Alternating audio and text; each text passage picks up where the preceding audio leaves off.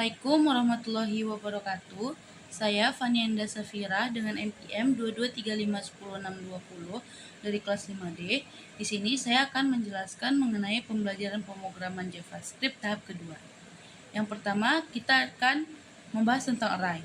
Array adalah sekumpulan data yang memiliki tipe sama yang disimpan dalam lokasi memori yang berdekatan. Array juga dikenal sebagai lari. Array adalah struktur data yang digunakan untuk menyimpan sekumpulan nilai atau elemen dalam satu variabel, di mana setiap elemen memiliki indeks atau posisi yang lebih spesifik.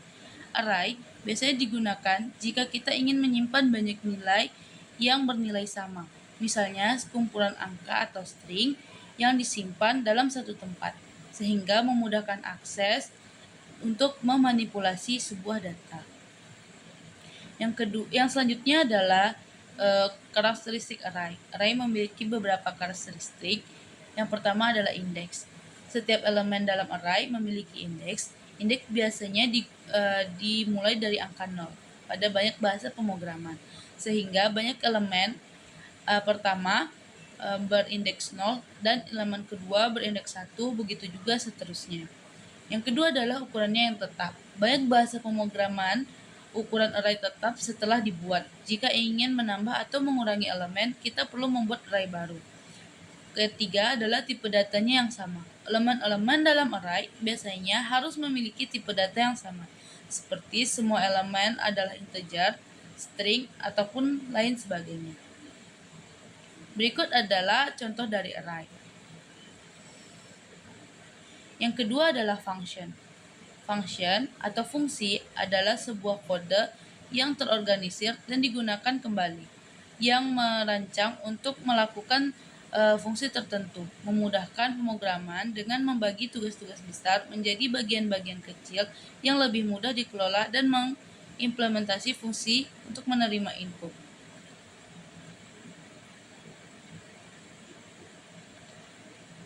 Berikut beberapa karakteristik dari fungsi. Yang pertama, kita akan mengenal definisi fungsi. Fungsi didefinisikan sekali dan dapat dipanggil atau diakses kapan saja. Yang kedua adalah parameter. Fungsi atau function dapat menerima satu atau lebih nilai input yang disebut dengan parameter atau argumen. Parameter ini digunakan dalam proses atau dalam fungsi. Yang ketiga adalah return value. Return value pada function dapat mengembalikan nilai sebagai hasil dari tugas yang telah dilakukan. Jika tidak ada nilai yang dikembalikan, fungsi tersebut hanya menjalankan kode yang ada di dalamnya. Yang selanjutnya adalah pemanggilan. Setelah didefinisikan, fungsi dapat dipanggil atau dijalankan kapan saja dalam program dengan menuliskan nama-nama fungsi yang diikuti dengan tanda kurung. Berikut adalah contoh dari function. Selanjutnya adalah looping.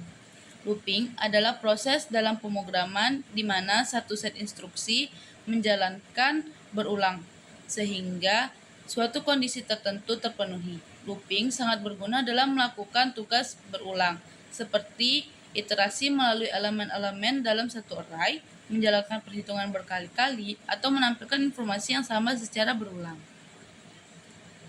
Selanjutnya ada kegunaan looping. Yang pertama, looping berguna untuk mengurangi tugas tertentu berkali-kali tanpa harus menulis kode secara manual untuk setiap tindakan. Yang kedua, untuk mengiterasi dan menjelajahi struktur data seperti array, list, dan dictionary. Yang ketiga adalah menjalankan perhitungan atau operasi yang berulang berdasarkan kondisi nilai tertentu. Ada beberapa jenis utama pada loop. Yang pertama, for loop.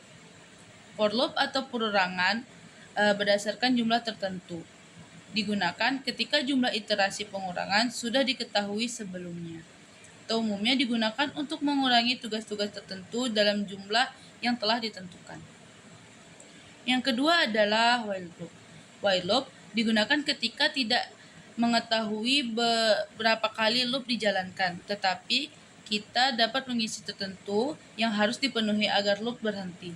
Loop ini akan terus berjalan dalam kondisi yang diberikan jika bernilai true. Selanjutnya ada do while loop atau perulangan yang menjalankan blok kode setidaknya sekali. Loop ini mirip dengan while loop, tetapi perbedaannya adalah pada blok kode yang akan selalu dieksekusi setidaknya satu kali. Bahkan jika kondisi awalnya salah, kondisi akan diperiksa setelah dieksekusi oleh blok. Selanjutnya ada for pada looping. For pada looping adalah jenis loop atau pada JavaScript yang digunakan untuk mengiterasi atau mengulang nilai dari objek yang dapat diiterasi, seperti array, string, map, set, dan tipe iterable lainnya. Loop ini memungkinkan kita untuk mengambil langsung elemen-elemen dari objek tanpa perlu mengakses indeksinya, sehingga lebih sederhana dan mudah digunakan. Yang kedua adalah for in pada looping. For in adalah jenis loop pada JavaScript yang digunakan untuk mengiterasi kunci properti dari sebuah objek yang berbeda. Berbeda dengan for of looping yang mengiterasi nilai dari objek iterable seperti array. For in digunakan untuk mengulang indeks atau nama properti dalam sebuah array. Selanjutnya ada for each pada looping. For each adalah metode dalam JavaScript yang digunakan untuk mengiterasi elemen-elemen di dalam array. Metode ini digunakan untuk memanggil fungsi tertentu untuk setiap elemen pada array, memungkinkan kita untuk menjalankan kode atau dioperasi untuk setiap elemen tanpa perlu menggunakan loop manual seperti pada for atau for all. Mode for each biasanya tersedia dalam array dan tidak untuk objek lainnya. Selanjutnya ada JavaScript asynchronous. Baiklah, yang pertama adalah pengertian JavaScript asynchronous. Asynchronous adalah konsep dalam JavaScript yang dimana tugas-tugas tertentu dapat dijalankan secara tidak bersamaan atau non-blocking, sehingga memungkinkan program untuk terus berjalan, sementara tugas lain sedang diproses di latar belakang. Hal ini dapat membantu menghindari penundaan dalam eksekusi sebuah kode, khususnya ketika menangani operasi yang memerlukan waktu seperti permintaan HTTP, akses file, atau pemrosesan data yang lebih besar. Secara default, JavaScript adalah bahasa single thread yang berarti hanya satu tugas yang dapat dijalankan pada satu waktu. Namun, dengan teknik asynchronous, kita bisa membuat tugas-tugas tertentu dijalankan secara paralel, dapat memblokir jalan pada program utama. Asynchronous memiliki beberapa bagian. Yang pertama ada callback. Fungsi callback adalah salah satu cara yang paling awal dalam penanganan operasi asynchronous. Sebuah fungsi dikirim sebagai argumen ketika fungsi lain akan dipanggil setelah tugasnya selesai. Yang kedua adalah promise. Promise merupakan fitur yang lebih modern untuk menangani operasi asynchronous.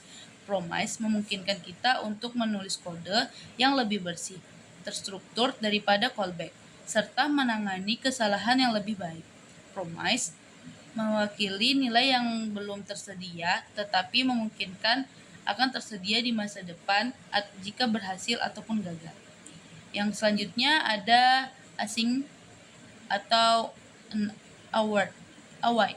Async atau await adalah fitur yang diperkenalkan untuk membuat penulisan kode asinkronus yang lebih mudah dipahami dan menyerupai penulisan kode sinkronus. Async digunakan untuk mendefinisikan fungsi asinkronus, sementara await digunakan untuk menunggu hasil dari promise sebelum melanjutkan untuk eksekusi.